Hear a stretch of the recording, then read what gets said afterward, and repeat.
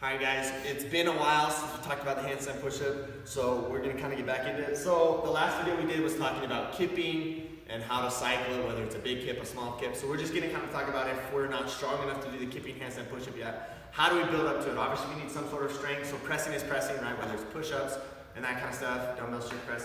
But this is kind of getting the feel for this kip. So this is kind of a way you can start practicing and playing around with this that you can kind of do on your own and kind of build up your strength, because it's basically the same sort of movement pattern. So the first thing is we just need to understand that the headstand is the base. And we've kind of played around with headstands before, but we just want that tripod position, right? If my hands are here, my head should be in front of my hands, make a beautiful little triangle at the bottom. So what we can do here is just make sure that we can do a headstand. So when we come here, right, we have a nice little base, and then from here, if I can lock the legs out, right, do whatever, and I can balance, then we're kind of good. We know that we have a headstand. So maybe making sure you can actually hold a headstand first.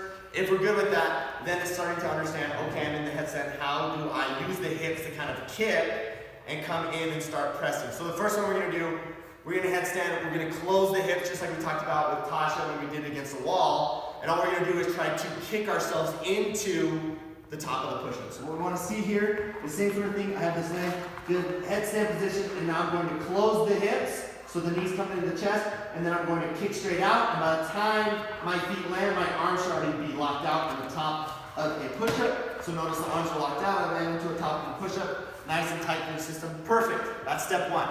If that's hard for you, which is harder than it looks, you have to understand, arms should be extended before the feet touch the ground. If we're good with that, then we kind of move on to the next one, which is doing the same thing as far as kicking and pressing, but instead of landing in the top of a push-up, I want to try to land like if we were piking a handstand push-up on the ground where my head's going to land through my arms. So I'm driving my head through even more. So same thing, I do this headstand position.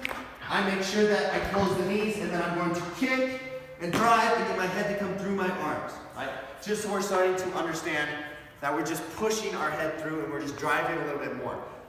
If we start to do that and that's feeling good, then all we need to do is we just start elevating it against the wall. So generally a good rule of thumb is I start doing it about a push-up distance away, give or take. So I start here, I get myself into a push-up, I kind of get the mat where I want to be. Now what I want to do here, we're going to load it the same, we're going to kick the same, but now we want to try to land with our feet on the wall. Obviously as we go closer, the feet will come higher, but I'm basically looking at like 2 to 3 feet high, and I'm just looking at this target, and that's where I want my feet to land. So I'm going to load up the exact same. I come into a headstand, I'm looking at the wall about 2 to 3 feet high, and then all I'm going to do is kick and press and land a little bit higher, land with my head through my arms, squeezing my butt, squeezing my belly in this good position. And then I walk myself down, and I can do it again. Do it again. One more time? Okay. So same thing, here, load up, I kick hard, I press, I finish with my head through my arms, squeezing my butt, squeezing my belly. Notice I'm not sinking, I'm nice and tight with my head through a good hollow position, which is how we do handstand push-ups. Now to just make it harder, I just keep scooting it closer and closer. So I may start here for like a week or two, and then I can start to progress and get it closer and closer, where at some point, I'm basically just pressing myself instead of more out, I'm starting to press myself more up. So now, I just load up, same thing. I'm just gonna kick higher now and press through, kick high, press through, and notice how I'm getting here. And notice it's starting to look more and more like a handstand push-up, to the point where I'm pretty freaking close, right? I can get into my headstand, I can load up, and I'm gonna kick and press. Notice pretty much somewhat like a handstand.